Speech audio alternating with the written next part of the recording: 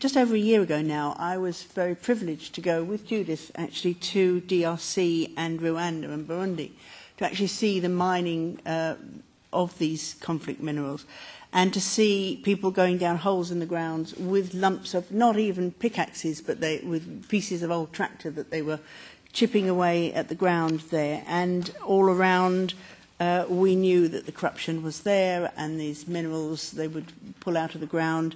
Half of it was going sold off to somebody else before they even got properly paid for it. It was an eye-opener, really. I did spend some time with an independent mine operator in Rwanda. And he was telling me, and I think this is something we ought to look at in the report, that by tightening up the conflict mineral situation and building in more saleability of these minerals, what had happened was Australia and some of the other mine producers of these minerals in other parts of the world were being undercut. And they were thought to be coming in and wrecking some of the OECD agreements, because they could see that the DRC minerals were going to come onto the world market and be undercutting theirs, where they had higher extraction costs. So I think that is something that we must be aware of, that as we make these mines safer for the people who are mining them, safer for their productivity and their profits, that we will have pressures from other parts of the world who will be feeling that. And most of the minerals here, and Nerja said, why can't we use the same traceability of diamonds? Diamonds come directly to the EU and are cut here.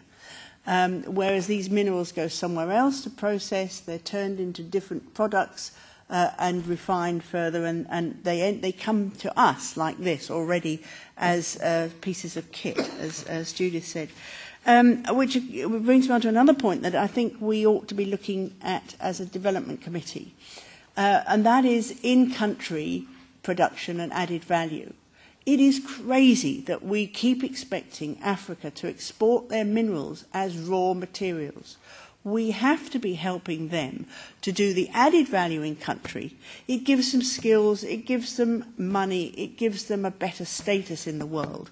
And yet, so often our trade agreements mitigate against this.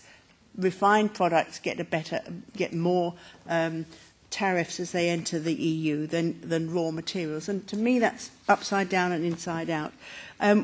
You talked about looting countries. The West has been, the EU and probably America too, but now China is looting Africa and taking its raw materials.